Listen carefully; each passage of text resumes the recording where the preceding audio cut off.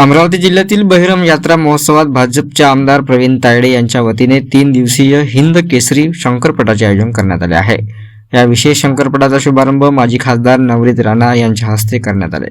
यावेळी नवनीत राणा यांनी बैलजोडीचे विधिवत पूजन केले आणि शंकरपटासाठी आलेल्या सर्व बैलजोडी मालकांचा सत्कार केला। यावेळी त्यांनी शंकरपटाला शुभेच्छा देत महोत्सवाचे महत्त्व अधोरेखित केले।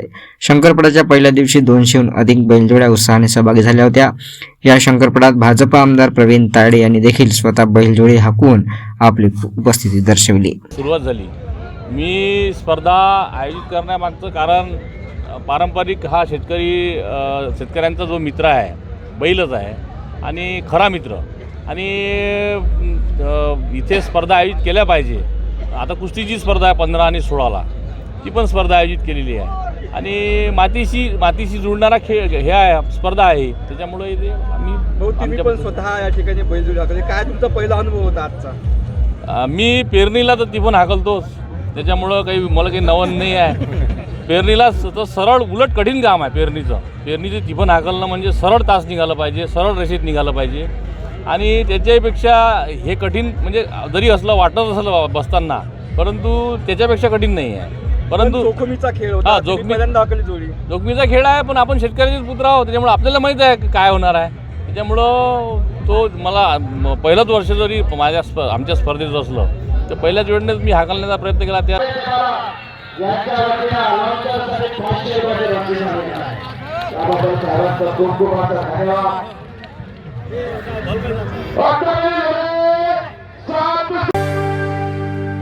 HMPV व्हायरसच्या पार्श्वभूमीवर यवतमाळ येथे वैद्यकीय रुग्णालयात बालरोग विभागात विशेष उपचार कक्ष स्थापन करण्यात आला आहे। हा व्हायरसचा प्रादुर्भाव लहान मुलांमध्ये मोठ्या प्रमाणात आढळून येतो। सर्दी, खोकला, ताप, श्वसनाला त्रास होणे अशी या व्हायरसची लक्षणे आहेत। राज्याच्या आरोग्य विभागाने या अनुषंगाने मार्गदर्शन सूचना दिल्या आहेत। यामध्ये मास्क वापरणे, सुरक्षित अंतर ठेवणे, ज्यांना प्रादुर्भाव झाला आहे अशा लोकांच्या संपर्कात न येणे ही काळजी घ्यावी व प्रादुर्भाव असल्यास त्वरित उपचार घ्यावेत अशी आव्हान जिल्हाधिकारी व वैद्यकीय अधीक्षकांनी केली आहे।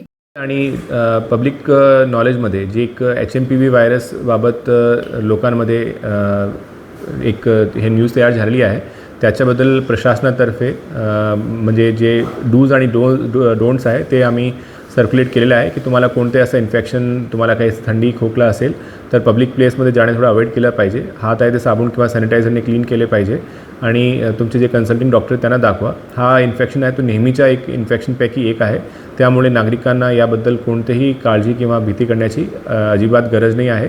जिल्हा पातळीवर असेल किंवा ट्रीटमेंटच्या स्तरावर आमच्या वैद्यकीय महाविद्यालयातील बालरोग विभागात प्राध्यापक व विभाग प्रमुख डॉक्टर अजय केशवानी तसेच नोडल ऑफिसर डॉक्टर अजय कुसुंबीवाल यांना सूचना देण्यात आल्या की बालरोग विभागात 4 ते 5 बेडचा सुसज्ज NICU तयार ठेवणे व तो आम्ही तयार केलेला आहे। याचा प्रादुर्भाव कोरोनासारखा सिरियस जरी नसला तरी खूप साऱ्या रुग्णांमध्ये याचा प्रादुर्भाव होऊ शकतो, रुग्णसंख्या वाढू शकते।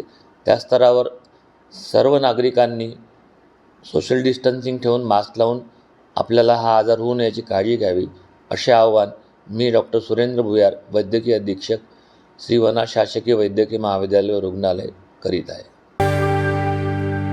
गोंदिया जिल्ह्यातील महाराष्ट्र राज्य परिवहन महामंडळाच्या बस स्थानकामध्ये सध्या 69 बस कार्यरत असून त्यापैकी 4 शिवशाही बसेस आहेत आणि या 69 बसद्वारे गोंदिया आगारातील कारभार सुरू आहे। दर दिवशीच्या गोंदिया जिल्ह्यातील बस आगाराचे उत्पन्न 6 ते 7 लाख रुपये असून गेल्या आर्थिक वर्षामध्ये गोंदिया आगाराला फायदा झाला असून जवळपास 2 कोटी रुपयाचा नफा गोंदिया आगाराने कमावला आहे। गोंदिया आगारात सध्या एकूण 69 बसपैकी 4 शिवशाही बस कार्यरत असून 2025 मध्ये 12 बसेस या निकामी होणार आहेत तर 10 नवीन बसेस गोंदिया आगाराला मिळणार आहेत। त्यामुळे गोंदिया जिल्ह्यातील बस स्थानकाच्या आगारामध्ये अजून नवीन बसेसची मागणी होत आहे। गोंदिया आगाराला सध्या 69 बसेस आहेत, त्यापैकी 4 शिवशाही आहेत आणि शिवशाहीची कंडिशन चांगली आहे। बाकीच्या बसेसची त्यांची कंडिशन चांगली आहे, पण यावर्षी 2025ला जवळजवळ 12 बसेस स्क्रॅपमध्ये निघणार आहेत। त्यामुळे आणि सोबतच आम्हाला नवीन 10 बसेस मिळणार आहेत। नवीन बसेस जवळजवळ आम्हाला 1 ते 2 महिन्यामध्ये त्या प्राप्त होतील अशी आशा आहे। आगाराच्या प्रतिदिवस उत्पन्न हा 6 ते 7 लाखापर्यंत आहे आणि गोंदिया आगार सध्या तरी प्रॉफिटमध्ये आहे। 2024 जानेवारीपासून ते आता नोव्हेंबरपर्यंत गोंदिया आगार हा प्रॉफिटमध्ये आहे. गोंदिया आगार आर्थिक वर्षामध्ये या आर्थिक वर्षामध्ये 2024ला 2 करोड प्रॉफिटमध्ये आहे. नवी मुंबईच्या खाडीकिनारी फ्लेमिंगो पक्षाचे दर्शन घडत आहे. नवी मुंबई शहरात अनेक ठिकाणी पाणथळे आहेत, त्या ठिकाणी फ्लेमिंगो पक्षी नवी मुंबईकरांना पाहायला मिळत आहे. नवी मुंबईतील चाणक्य पॉइंट खाडी किनाऱ्यावर हजारोच्या संख्येने फ्लेमिंगो पक्षी आले आहेत. त्यामुळे खाडी किनारा अशा फ्लेमिंगोच्या गुलाबी रंगाने न्याहून गेला आहे. हे दृश्य पाहण्यासाठी अनेक पर्यटक येथे गर्दी करत आहे. या पक्षाचं रूप आणि सौंदर्य निहाळण्यासाठी पक्षीप्रेमींनी गर्दी केली आहे. नवी मुंबईतील लहान मोठ्या पाणथळ जागांवर मोठ्या संख्येने फ्लेमिंगो पक्ष्यांचे आगमन झाले आहे. मॅम, फ्लेमिंगो नवी मुंबईमध्ये आलेले आहे, ते पर्यटन स्थळ म्हणावं लागेल. हो, कसा आनंद आहे तुम्हाला? खूप आनंद वाटतो. छान वाटतं बघायला इकडे आल्यावरती. संध्याकाळी एकदम छान वाटते. खूप खूप जास्त असतात संध्याकाळी. एक परफेक्ट वेळेला आलात तर तुम्हाला चांगला व्ह्यू मिळतो. आणि जेव्हा ते फ्लाईट वगैरे घेतात, रिलॅक्स मोडमध्ये असतात, डिस्टर्ब नाही करायचं त्यांना, लांबनं बघायचं, फोटोज पाहिजे तर काढायचं. एन्व्हायरमेंट क्लीन खूप ठेवायला पाहिजे ॲक्च्युली त्यांच्यासाठी. जर आपल्याला आवडतंय त्यांना बघायला तर एन्व्हायरमेंट क्लीन ठेवणं खूप गरजेचं आहे.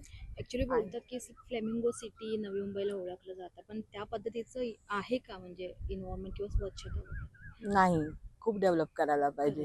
हे बोटीचे वगैरे सगळे ती लोक म्हणजे असं ते आवरली बेसिसवरती करतात, पण ॲक्च्युली तसं बघायला गेलं तर ते डिस्टर्ब करतात. कारण ते त्यांच्यामधनं जातील किंवा साईडनी पण जातील, मग ते ते म्हणजे लाईक उडून जातात.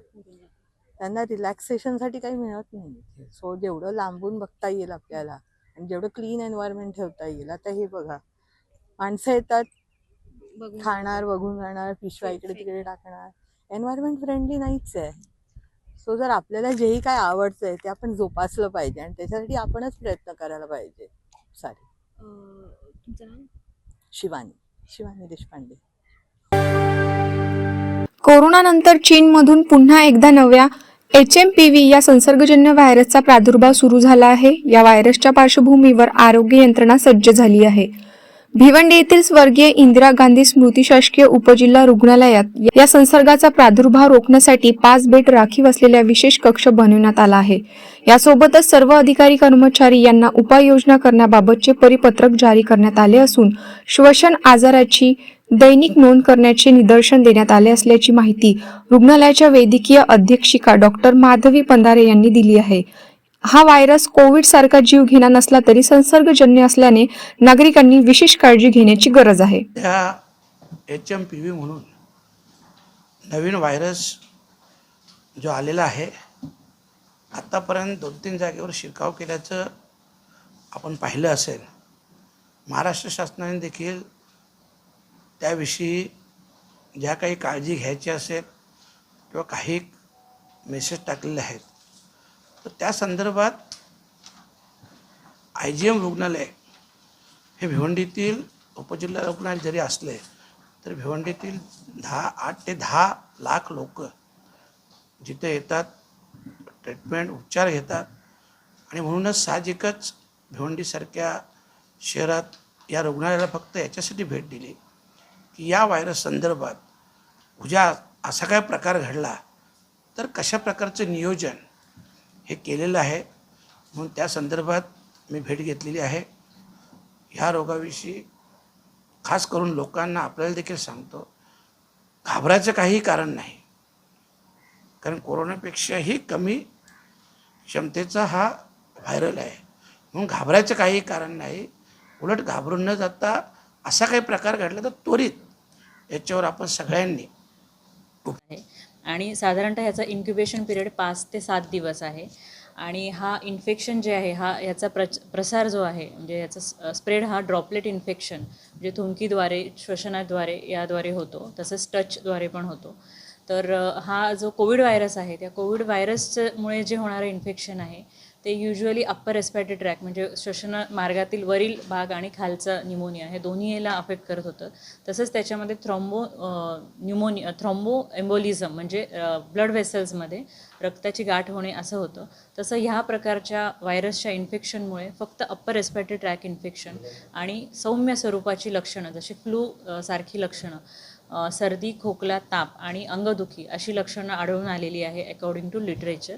आणि ही लक्षणं जर आढळली आपण तर त्याच्यासाठी आपल्याला सिम्पटमॅटिक ट्रीटमेंट घ्यायची आहे. म्हणजे जसं की ताप असेल तर तापाच्या अनुषंगाने, सर्दी असेल तर सर्दीच्या अनुषंगाने अशी ट्रीटमेंट घ्यायची आहे. आणि मी नागरिकांना तुमच्या माध्यमातून आवाहन करू इच्छिते की असं व्हायरस इन्फेक्शन याच्याने घाबरून जाऊ नका.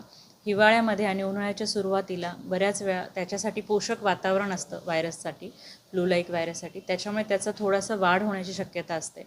परंतु आपण काळजी घ्यायची आहे की गर्दीची संभाजीनगरहून अकोल्याकडे जाणारी शिवशाही बस आज सकाळीच मोठ्या अपघाताचा शिकार झाली. बसमध्ये 25 ते 30 प्रवासी प्रवास करत होते.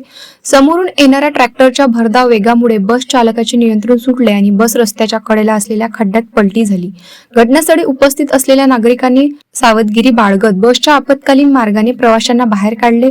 या अपघातात 4 ते 5 प्रवासी जखमी झाले असून त्यांना तत्काळ सामान्य रुग्णालयात उपचारासाठी दाखल करण्यात आले आहे.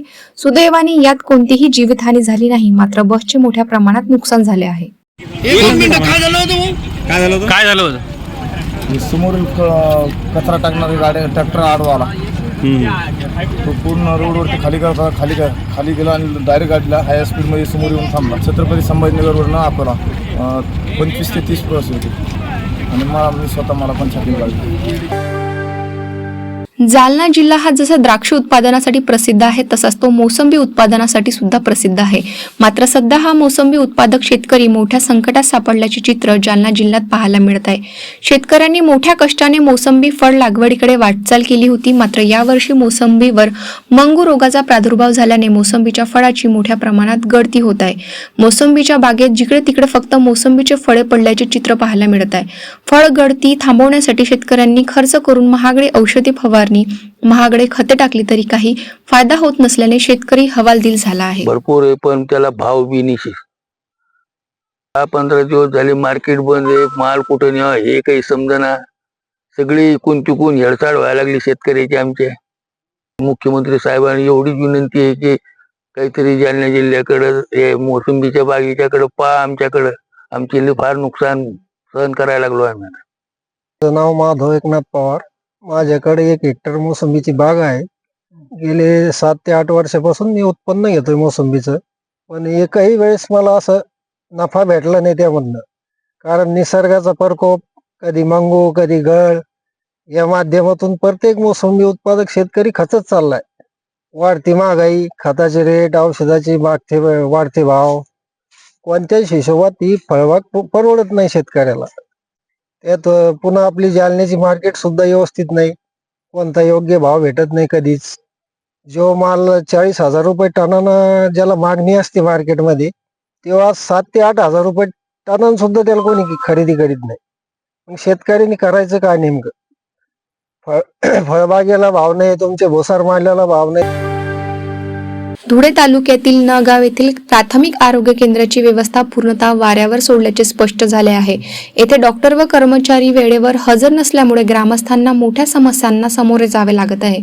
आरोग्य केंद्रातील मुख्य डॉक्टर आणि कर्मचाऱ्यांना सकाळी 8 वाजता उपस्थित राहणे बंधनकारक आहे. मात्र तब्बल 1.5 तास उलटूनही येथे कोणीच उपस्थित नसल्याने ग्रामस्थांनी निदर्शनास आणून दिले आहे. यामुळे रुग्णालयात उपचारासाठी आलेल्या रुग्णांना ताटकळत थांबावे लागत आहे. ग्रामस्थांनी याबाबत तीव्र नाराजी व्यक्त केली असून संबंधित अधिकाऱ्यांकडे तक्रार करण्याचा इशारा दिला आहे.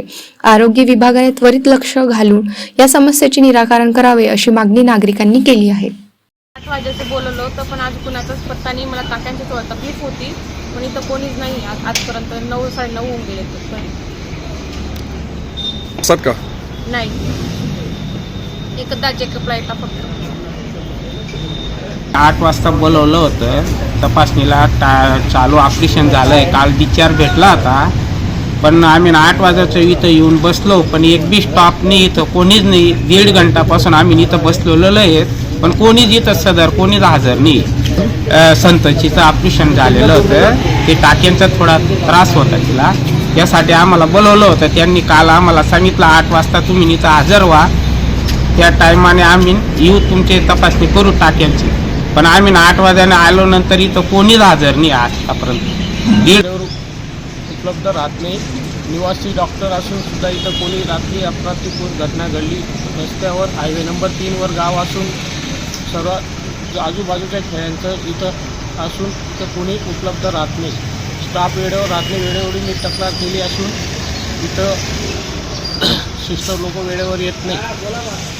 प्रशासनाचं दुर्लक्ष आहे. डॉक्टर लक्ष देत नाही म्हणून यांच्यावर कडक काही वेळेस काही निमित्ताने जर थोडंफार बाहेर जाणं असलं पण आम्ही अलर्ट मोडमध्ये असतोच. काही पेशंट असलं तर लगेच 10 मिनिटाच्या आत पेशंट अटेंड होत असतो. मागच्या कॅम्पमध्ये ज्या 2 पेशंट लोकांचे टाके थोडे ओले निघाले आहेत त्यांच्या ओपिनियनसाठी ऑपरेशन करणारे डॉक्टर मॅडम आहेत त्यांना आधी एकदा दाखवून घेऊ असं त्या हिशोबाने त्यांना 8 वाजेला 8-8:30चा टाईम दिला होता. आता येणार आहेत मॅडम. मग ते मॅडम आलेत की त्यांना दाखवून घेणार आहेत. नाही त्यांना लवकर त्या सक्तीच्या सूचना देणार आहेत. त्यांच्या ड्युटी चार्ट्स वगैरे लावून देणार आहेत. म्हणजे वेळेवर त्यांची उपलब्धता असायला पाहिजे. बृहन्मुंबई महानगरपालिकेने महिलांच्या सोयीसाठी एक अभिनव उपक्रम राबवताना चालते फिरते स्नानगृह सुरू केले आहे. बसचे स्नानगृहात रूपांतर करून हा उपक्रम कार्यान्वित करण्यात आला आहे.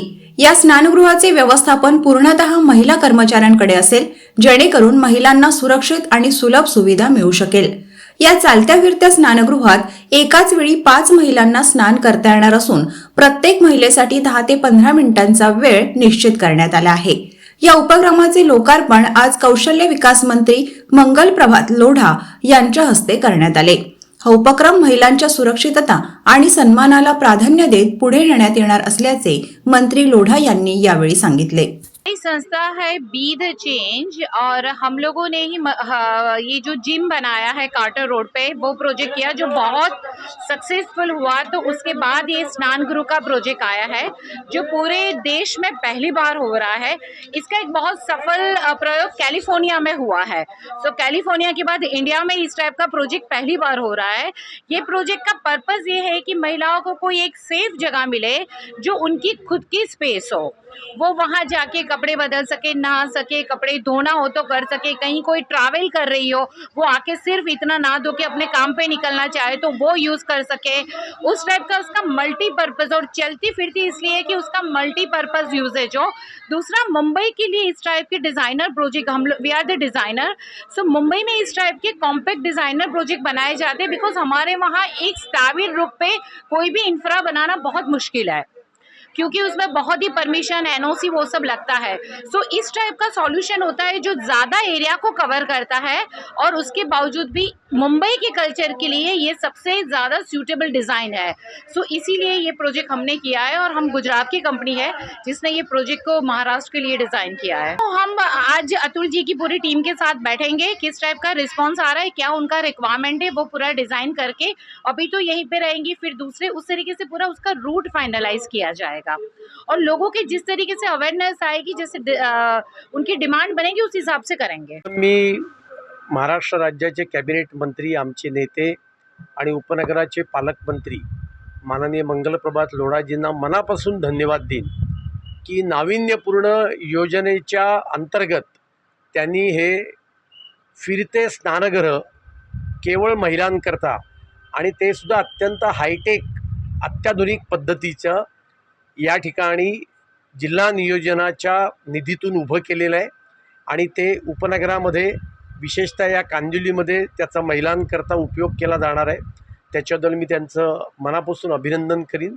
याच्यामध्ये स्नानाच्या बरोबर कपडे धुण्याची पण सोय आहे आणि येणाऱ्या काळामध्ये NGOच्या मदतीने आणखीन काही नाविन्यपूर्ण गोष्टीसुद्धा या ठिकाणी करण्याचा आमचा प्रयत्न राहील.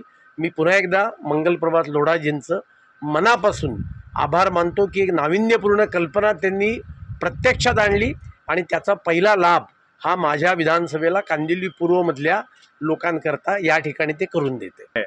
मुंबई में नहीं, महाराष्ट्र में नहीं, देश में पहली बार माननीय अतुल भातखलकर जी की संकल्पना से हमने DPDC फंड से बनवा के लिया है. ये निःशुल्क है, इसका मेंटेनेंस भी निःशुल्क है, उपयोग भी निःशुल्क है, कपड़ा धोना भी निःशुल्क है, कपड़े का पाउडर धोने का भी यहाँ पे दिया जाएगा. और इसका जैसा आज आपको दिख रहा है 5 स्टार होटल जैसा, वैसा ही मंत्रालय के स्नानगृह जैसा, मंत्रालय के बाथरूम जैसा माननीय देवेंद्र फडणवीस जी ने कल ही कहा था कि सारे सार्वजनिक शौचालय, सार्वजनिक स्नानगृह को साफ़ सुथरा रखा जाए. और इसकी शुरुआत सबसे पहले आज यहाँ पर हमने हनुमान नगर कांदिवली सुबह 7 से शाम से 7 तक होगा. रख रखाव ये जो NGO वाले हैं ये लोग करेंगे, निःशुल्क रहेगा. और यहाँ पर जितनी भी महिलाएं 5 स्नानगृह है, इन्होंने टाइमिंग की भी लिमिटेशन रखी है, पानी का भी दुरुपयोग नहीं होना चाहिए.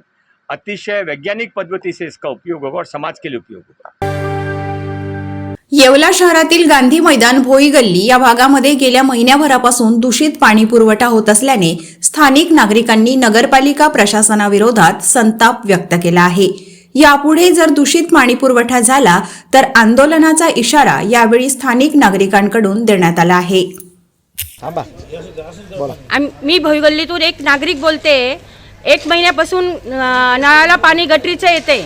म्युन्सिपाल्टीकडे कर्मचाऱ्यांकडे मी तक्रार करते, कोणी त्याची दखल घेत नाहीये। जर आज बी हे वार्ताहरवाल्यांना सांगते, जर हे पाणी पुढच्या वेळेस गटरीचं आलं तर आम्ही नगरपालिकेमध्ये मुख्यालयासमोर सर्वजण आंदोलन, बायका सर्व मिळून आंदोलन करणार आहे। हे पाणी 30-40 नळांना गटरीचं पाणी येत आहे। दूषित पाणी पिऊन आमच्या घरातली माणसं आजारी पडलेली आहेत। तर आमच्या माणसांना काही कमी जास्त झाल्यास तर ही नगरपालिका जबाबदार राहणार आहे।